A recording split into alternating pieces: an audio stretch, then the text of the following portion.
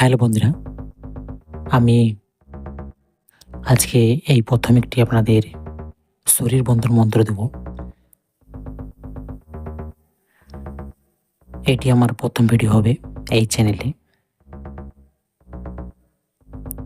এই মন্ত্রটি খুব কার্যকরী।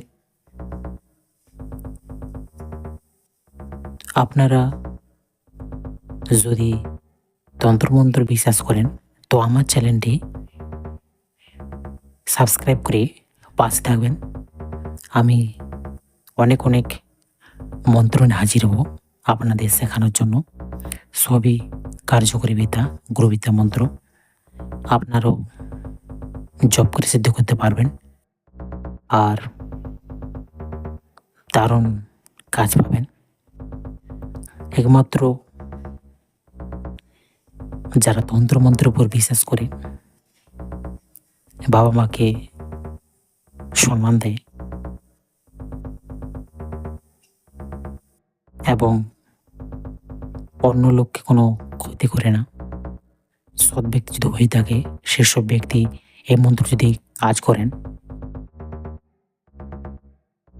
দারুণ কাজ হবে।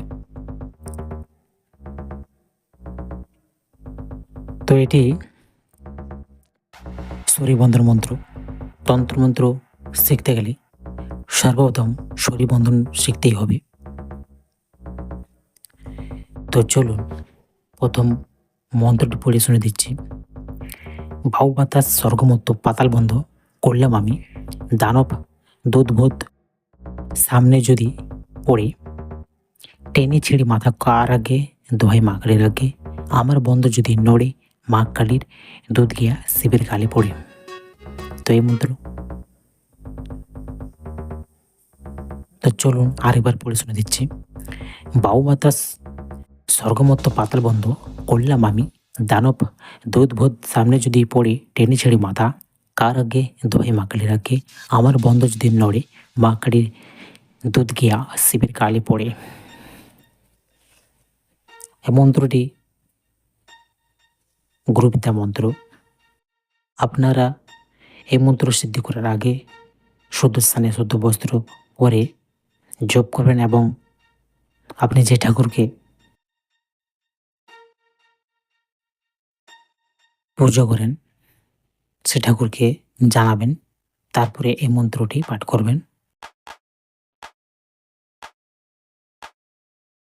আর এই মন্ত্রটি পাঠ করার পূর্বে ক্ষমা চেয়ে নেবেন। যে কোনো প্রকার যদি ভুল উচ্চারণ করি তো আমাকে ক্ষমা করবেন। এই মন্ত্রটা আমি নিজের বসে আনতে চাই এবং যেন কার্যকরী হয়, জপ করলে যেন কাজ পাই। তারপরে আপনারা এই মন্ত্রটি জপ করতে বসবেন, কারণ মন্ত্রে খারাপ উচ্চারণ আছে। তো চলুন আর এবার পরিচয় দিচ্ছি। বাউ বাতাস স্বর্গমত পাতাল বন্ধ করলাম আমি, দানব দুধবোধ সামনে যদি পড়ে, টেনে ছিঁড়ে মাথা কার আগে, দোহাই মা কালীর আগে, আমার বন্ধ যদি নড়ে, মা কালী দুধ গিয়া শিবের কালে পড়ে। তো এই ছিল মন্ত্র। আপনাদের সুবিধার্থে আমি 3 বার ধরে বললাম, কারণ মন্ত্র উচ্চারণ যদি একটুকু যদি ভুল উচ্চারণ হয় তো কাজ হবে না। তাই আপনারা সর্বপ্রথম ভালো করে মন্ত্রটি দেখবেন, নিয়ম শুনবেন, সব বুঝতে পারলে তারপর আপনারা জব করতে বসবেন, না হলে জব করবেন না।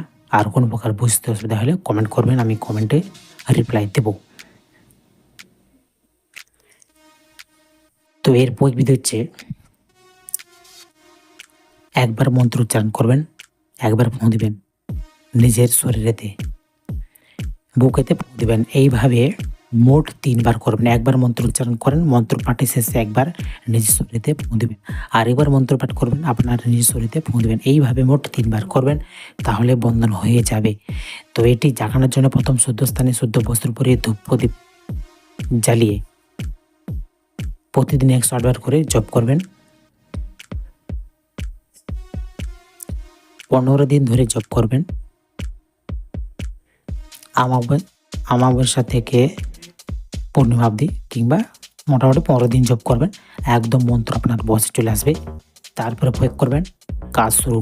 আর এই মন্ত্র যদি জপ করে সিদ্ধি করেন তো এই মন্ত্র কাজ হচ্ছে গা বন্ধন মন্ত্র। গা বন্ধন মন্ত্র বলতে আপনি গা বন্ধন করে নিলে কোথাও গেলে আপনাকে কোনো তান্ত্রিক ক্ষতি করতে পারবে না, কোনো ভূত পেত না, কোনো খারাপ শক্তি অপদেবতা কোনো ক্ষতি করতে পারবে না। এই মন্ত্র আপনারা জপবেন। যে কোনো তন্ত্রমন্ত্র প্রয়োগ করার পূর্বে আপনারা শরীর বন্ধন করবেন। পারলে প্রতিদিন শরীর বন্ধন করবেন। আজকে সকালবেলা যদি আপনারা শরীর বন্ধন করেন, কালকে সকালকে কেটে যাবে। যে সময় করেছেন সেই সময় কেটে যাবে।